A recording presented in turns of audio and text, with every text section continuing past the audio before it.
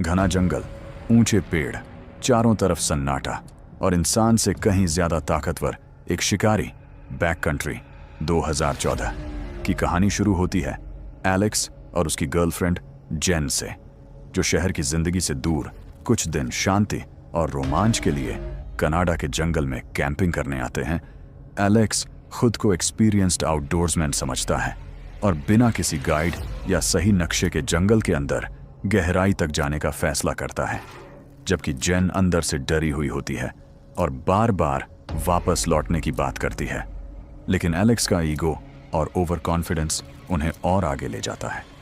रास्ते में उनकी मुलाकात एक अजीब और रहस्यमयी आदमी ब्रैड से होती है, जो जेन में ज़रूरत से ज़्यादा दिलचस्पी दिखाता है और एलेक्स को साफ चेतावनी देता है कि यह इलाका बेहद खतरनाक है और यहाँ एक विशाल भालू घूमता रहता है।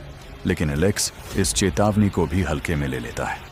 जैसे जैसे दोनों जंगल के अंदर जाते हैं, रास्ता गायब होने लगता है, जीपीएस काम करना बंद कर देता है और चारों तरफ एक अजीब सा डर छा जाता है।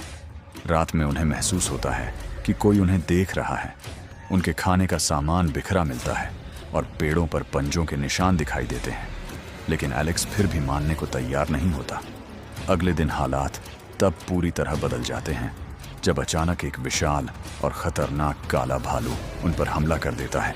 वो एलेक्स को बुरी तरह घायल कर देता है, उसका शरीर फाड़ देता है और जेन की आंखों के सामने उसे लगभग मार डालता है।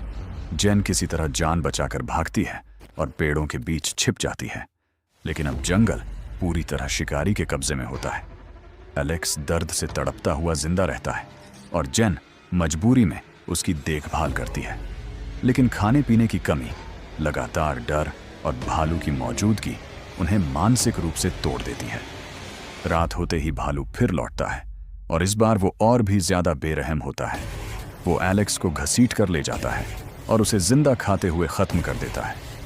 जेन कुछ नहीं कर पाती, बस छिप कर यह सब देखती रहती है। उसका दिमाग सुन्न हो जाता है और अब उसकी जिंदगी का सिर्फ एक मकसद बच जाता है, जिंदा निकलना। पूरी तरह अकेली, घायल और डरी हुई जेन जंगल में भटकती है। कभी नदी में उतरती है, कभी चट्टानों पर चढ़ती है। भूख, डर और थकान से लड़ते हुए वो आखिरकार सिविलाइजेशन के पास पहुंच जाती है, जहां लोग उसे बचा लेते हैं। लेकिन फिल्म यहीं एक कड़वा सच छोड़ जाती है कि प्रकृति के सामने इंसान कितना छोटा और बेबस है, और एक छोटी सी लापरवाही या घमंड जिंदगी और मौत के बीच फर्क बन सकता है। अगर आपको ऐसी realistic survival horror, animal attack और ट्रू फीलिंग